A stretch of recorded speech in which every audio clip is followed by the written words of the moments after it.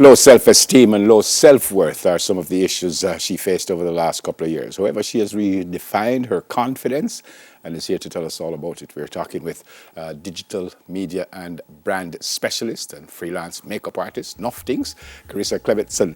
Charissa, morning. Welcome to Smile Jamaica. It's morning time. Good morning. Thank you so much for having me. Yes, man. It's our pleasure. So over the last 2 years, you redefined yourself. What was going on? Why you thought you needed to do that?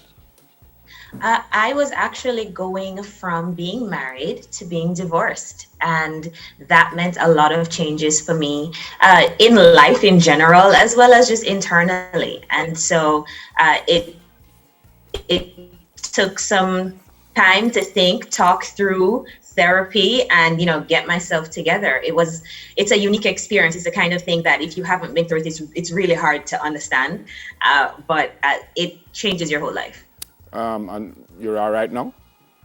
Yeah, man. So I'm great. what caused the transformation from where you were, which would seemingly a dark place, to know where you are, which is obviously a bright place? Tell me about that.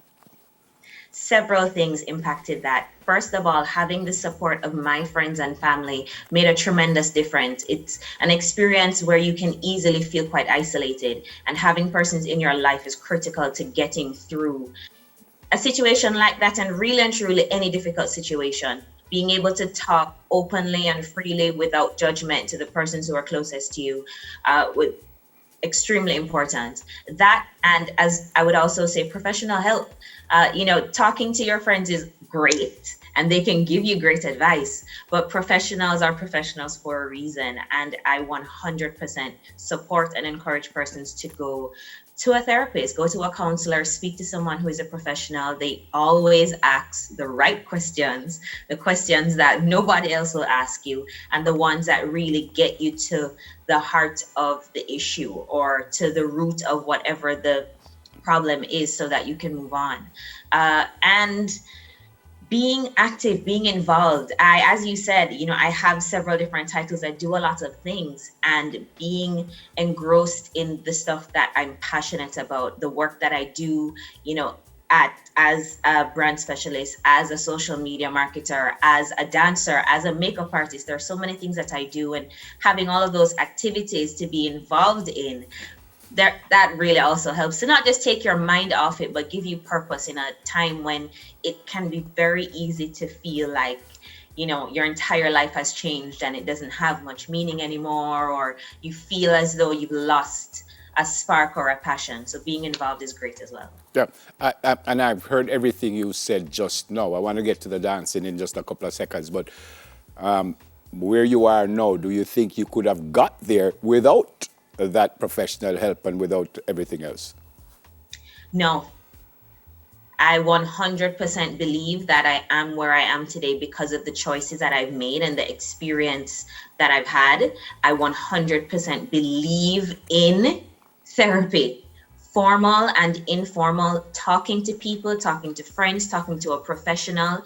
It is necessary. There are so many things that we go through. If we don't actually process them, they haunt us for the rest of our lives, and they color the way that we relate to the world. I think it's so important to go through that. In the opening, I didn't say you were a dancer. You actually said it just now. And in preparing for this, it said that your dancing was your earliest love. Do you still dance? Absolutely. I am actually one of the directors of the One Body, One God Dance Ministry. It's a Christian dance company. And as a director, I'm a choreographer as well, and I dance in the company. I'm a very active dancer with the old bones, still out there dancing. Yeah, well, obviously not one single bone in your body is old. But where do you find time? I shouldn't say where do you find time. I was told once that you don't find time, you make time. But how difficult is it for you to be doing so many things as a brand specialist, makeup artist, dancer? How difficult is that? Or is this what keeps you where you are now? No, it's hard, Never, it's not easy at all. And I'm a forgetful person. So if it doesn't exist in the calendar on my phone, it doesn't exist in real life.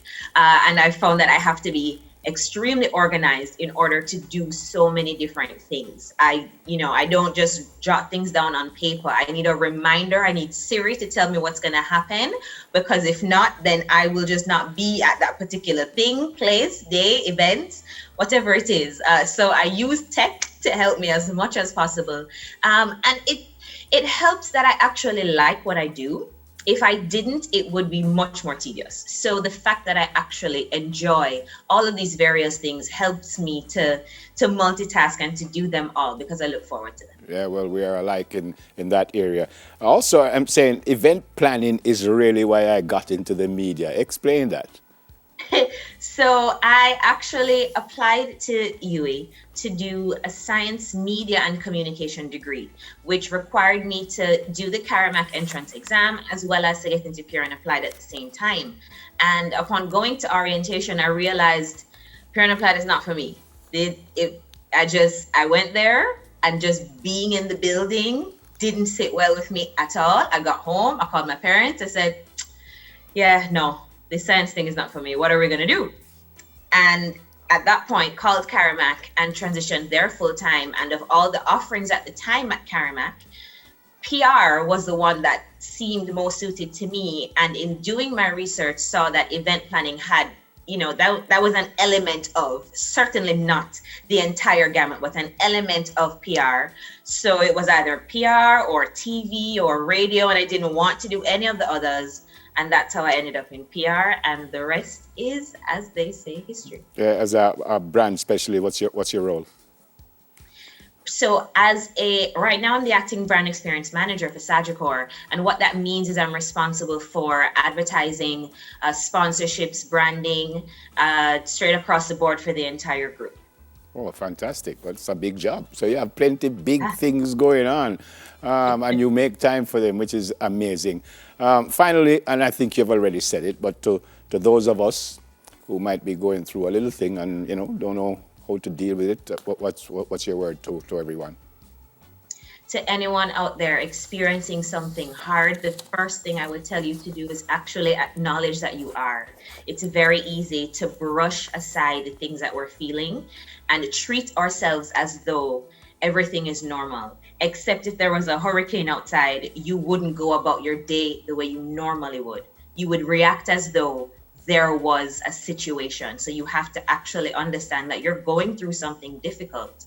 Treat yourself, give yourself some grace, and treat yourself as though you're actually going through something hard. And then, of course, to just, from everything else I said today, talk to somebody about it. Yeah. A friend, someone you trust, a therapist, talk to somebody. I did say, finally, the most treasured among the gems that you carry is grace. What does that mean?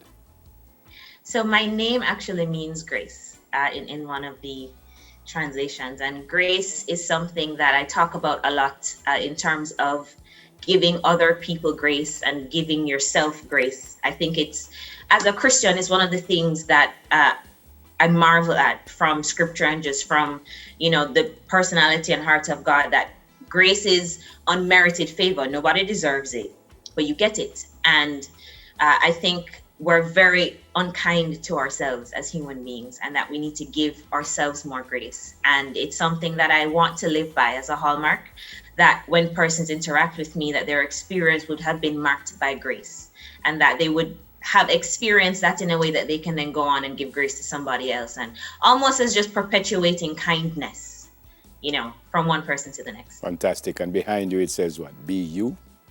Be beautiful. Oh, beautiful. Yeah. Fantastic. Good to see you.